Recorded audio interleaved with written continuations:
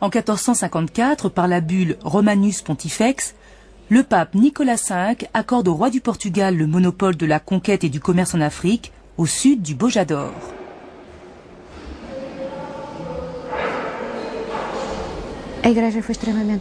L'Église a été extrêmement permissive. Extrêmement permissive. Elle s'inquiétait du sort des esclaves et des conditions dans lesquelles se pratiquait la traite. Mais l'idée prédominante était que ces individus entraient ainsi dans la chrétienté. Et à l'époque, civilisation et christianisme étaient deux termes interchangeables.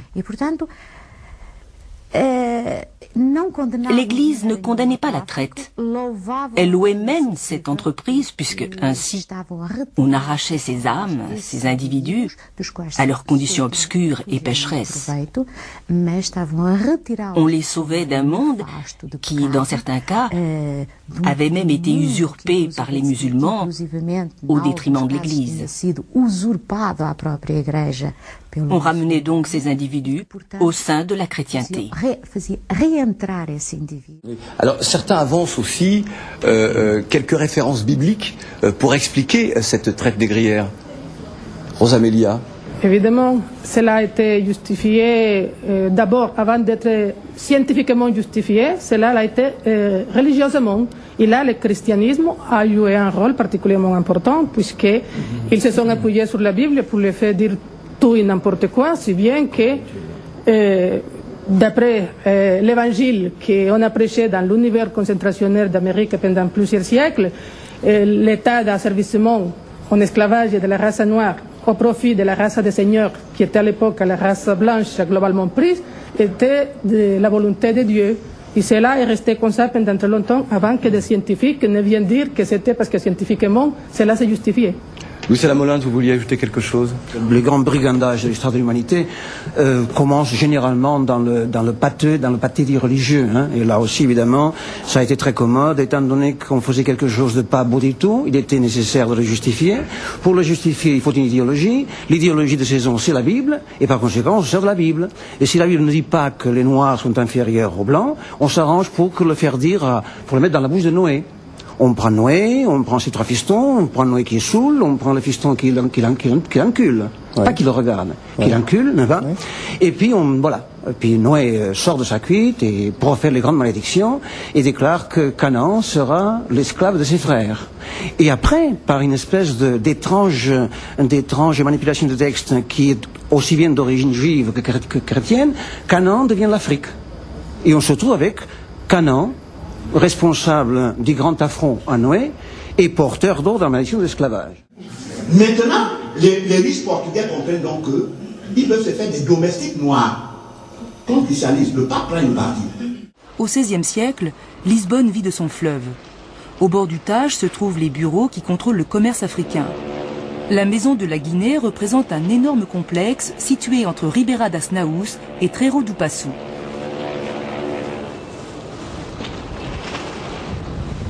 Dans une rue plus écartée se trouve la maison des esclaves, propriété de la couronne. Pour débarquer leur cargaison d'Africains, les commerçants paient divers impôts au roi comme au service des douanes. Ici, les esclaves sont des produits comme les autres que les marchands vendent aux enchères dans les rues du centre de la ville. Les prix ne cessent d'augmenter tout au long du XVIe siècle. On exporte même des esclaves noirs à Séville et à Valence. À Lisbonne, ils sont très nombreux. On en compte 10 000 en 1550. Au XVIe siècle, il y a beaucoup d'esclaves à Lisbonne, dans les principales villes de l'Algarve et à Évora. À Lisbonne, ils ne sont pas loin de représenter 10% de la population. Cela ressort dans certaines affirmations alarmistes. Garcia de Regenge dit par exemple, avec cet afflux vers l'Empire et l'arrivée d'esclaves, il y aura un jour ici plus d'esclaves que de Portugais. Quelle vie mènent ces esclaves ? Beaucoup sont à la cour serviteurs, interprètes, musiciens ou bouffons. Les enfants de la famille royale et les enfants de la noblesse disposent d'un esclave particulier du même âge qu'eux. Voici Alphonse VI jouant avec son nègre. Les esclaves africains sont aussi accessibles à la classe moyenne. Les bourgeois et les fonctionnaires du roi ont ainsi à la maison un ou plusieurs domestiques. On appelle Boussao l'esclave récemment débarqué d'Afrique et Ladino celui qui parle portugais, qui est en général de la deuxième génération, né au Portugal. En 1454, le pape sort une bulle dans laquelle il demande aux Européens d'aller attraper des Africains. Une bulle, c'était pire que la fatwa. Vous imaginez, les Africains n'ont pas d'armes. Le pape demande aux Européens d'aller enlever des Africains et les gars ils viennent sauter dans les cases. Ils disent, il y avait des cases. Chez Bambou là, tu peux prendre quelques restes. À Nuremberg, ce qui a fait que les Juifs, la traite et le nazisme, l'action du nazisme, ce qui a fait que c'est reconnu comme crime contre l'humanité et que personne ne peut contester, c'est parce qu'il y a eu un procès à Nuremberg. Et le procès est fondé sur des choses claires et nettes. Il y a eu, pour qu'on statue, j'ai expliqué tout ça là dans ce livre, achetez-le, ça coûte 15 euros, 16 euros, le péché du pape contre l'Afrique, je vous en prie, c'est un manuel de travail, ce n'est pas pour gagner de l'argent. En fait, j'en ai perdu. À Nuremberg, il était question, pour statuer qu'il y a crime contre l'humanité, il faut qu'il y ait une idéologie stratégique prononcée. Il faut qu'il y ait une volonté, il faut qu'il y ait une base théorique. C'est le Mein Kampf de Hitler, du nazisme. Et le monde entier dit, il n'y en a pas pour l'Afrique. Que c'était pour le commerce. Que les Européens ont déporté les Africains, c'était pour l'économie. Et que les Africains eux-mêmes se déportaient, ils vendaient les leurs, ainsi de suite. Mais j'avais, moi, depuis 1977, j'avais la bulle du pape dans ma poche. Je cherchais, parce que c'était explosif. On me tuerait. Dans le livre que j'ai sorti en 1994, j'ai sorti juste une phrase du pape, mais je n'ai pas donné la totalité. Il y a eu des prêtres, séminaristes camerounais qui sont venus me voir, m'ont dit que c'est faux. J'ai dit, mais vous avez... Ils disent, oui, si c'était vrai, pourquoi vous ne sortez pas la totalité? Il y a un ami à moi qui est membre important du COFAD, Hilaire Ndjolé, qui est camerounais. C'est lui qui a fait venir les prêtres. Ils ont tout fait, ils ont dit, si vous avez la bulle, pourquoi vous ne la publiez pas? J'ai pris mon temps. Je vous dis ça pour que vous sachiez prendre votre temps. Nos parents ont souffert 5 siècles. Et quelle souffrance, c'est autre chose. Prenons notre temps, mais il faut que tout ceci se base sur du savoir, la connaissance. Au tribunal de Nuremberg, il y a eu Mein Kampf de Hitler. Ce qu'ils ont caché à l'humanité jusqu'à ce que j'ai publié ce livre, la question que vous, les chercheurs, vous, les jeunes, vous devez vous poser, comment se fait-il qu'un document de cette ampleur soit méconnu jusqu'à ce que Hassani Fassassi le publie en 2002. La bulle du pape, Nicolas V, qui a été... La bulle veut dire un décret, confessionnellement, qui a été publié. Dans cette bulle de 18 pages, ce n'est pas 18 lignes, 18 pages, le pape Nicolas V indiquait dans les détails le pourquoi il faut aller déporter les Africains, comment les déporter, qu'est-ce qu'il faut faire si quelqu'un veut leur apporter secours. Il a donné dans les menus.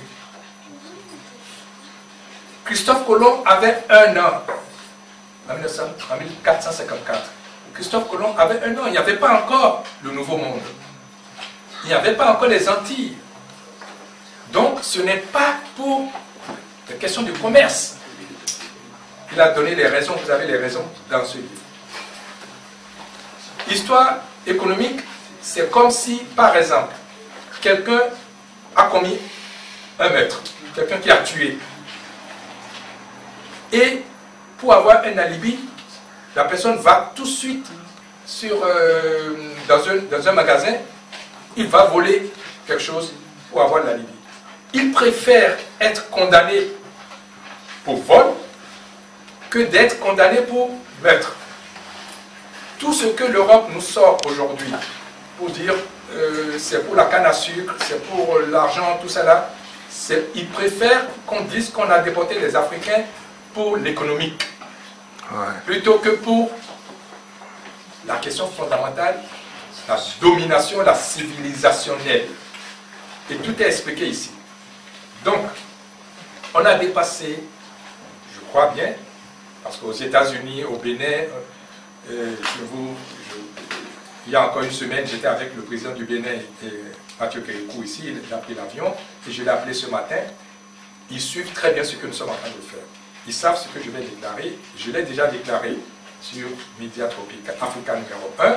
Ça va être diffusé mercredi ou jeudi. Je vous donne la primeur ici.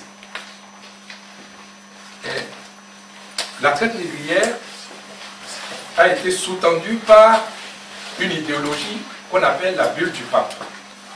La bulle du pape, Nicolas V, elle est là. Donc, c'est fondamentalement idéologique. Ce n'est pas économique.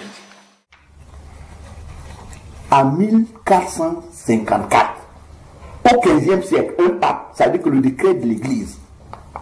Et personne ne peut me faire croire que ces gens-là iraient demander aux rois africains qui ne sont pas armés, écoutez, vendez nouveau. On ne leur a pas dit d'aller acheter. Le pape leur a dit allez les prendre. Au XVe siècle. C'est-à-dire qu'à cette époque-là, on ne se permettait pas de parler du pape n'importe comment. Bien. C'est la première chose. Et lorsque ces gens venaient en Afrique, ils disaient tout simplement que parce que les Africains sont des païens, il faut qu'ils les enlèvent pour aller affaire les chrétiens. Ça, c'est clair. Ils n'avaient pas assez. La première justification, c'était ça, l'acte du mal.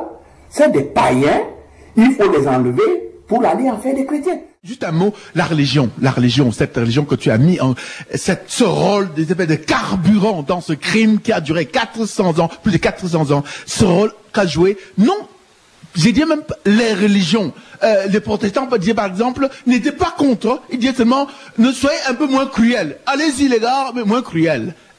Malheureusement, aujourd'hui encore, il y a les Africains qui dorment presque à l'église, qui croient à la Bible. Oui, ce qu'il faut comprendre, d'ailleurs, qui est... Je crois que pour tout individu sensé, personne ne peut, pour un individu sensé, ça coule de source que, vraiment, ces gens-là ne pouvaient pas aller discuter avec quelque roi que ce soit en Afrique. Voilà ce qui se passe. J'attire l'attention des Africains sur le fait que nous sommes au XVe siècle. Bon, ils voient aujourd'hui l'impact que le pape a sur les Européens. Nous sommes en l'an 2005. 2005. Troisième millénaire. Troisième millénaire. Bon.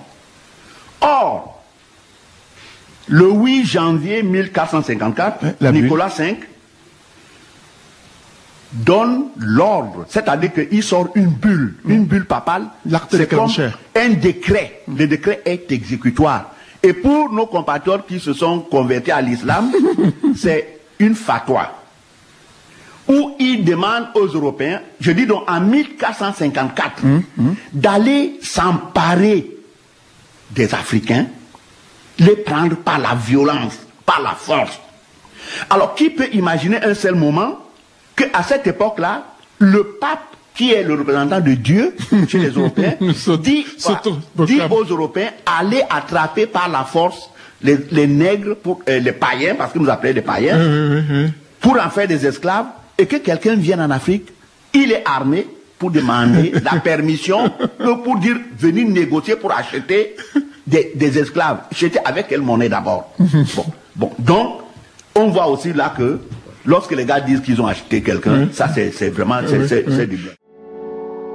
A questo punto, non mi resta che ricordarvi che Dio condannò alla schiavitù la maledetta stirpe di Canaan fin dai tempi di Giosuè. Dio ordinò ai posteri di Abramo di avere schiavi e decretò che quegli schiavi rimanessero in eredità ai loro figli.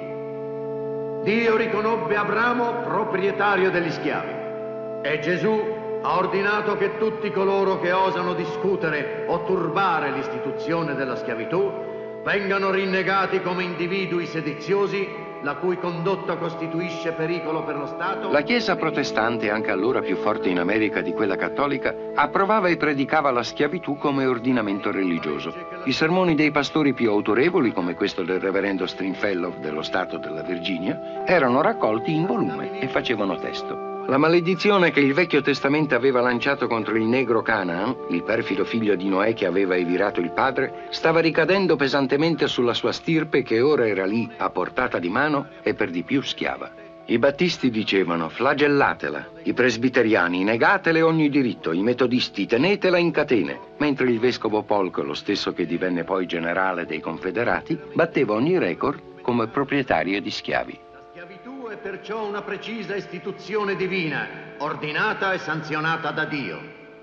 E quindi, con tutta quanta l'autorità che la Chiesa mi concede, io, reverendo Stringfellow dello Stato della Virginia, vi ordino di onorare la schiavitù e di non discuterla sulla base di falsi presupposti morali.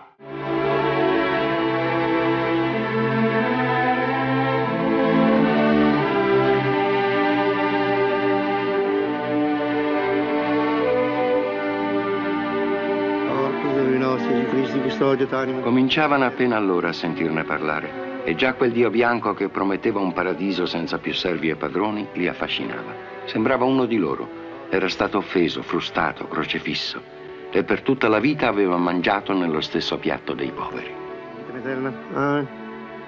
Cambia il piattino, figliolo.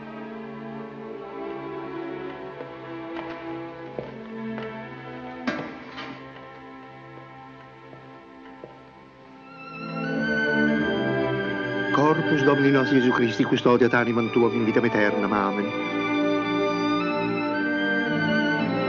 Corpus Domini nostri Gesù Cristi, custodiat animam tuam in vitam aeternam. Amen.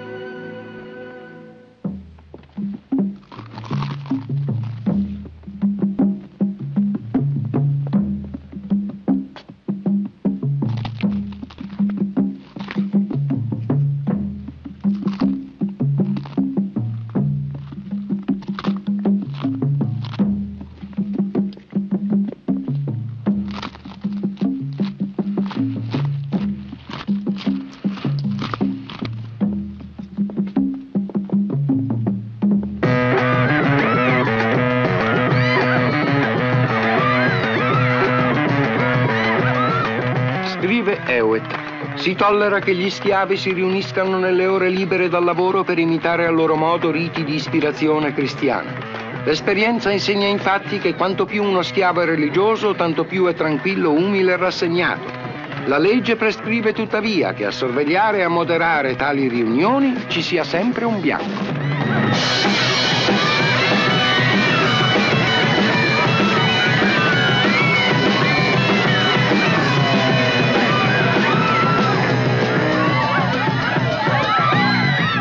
Di tutti i racconti della Bibbia, la fuga in Egitto era quello che più accendeva la loro fantasia.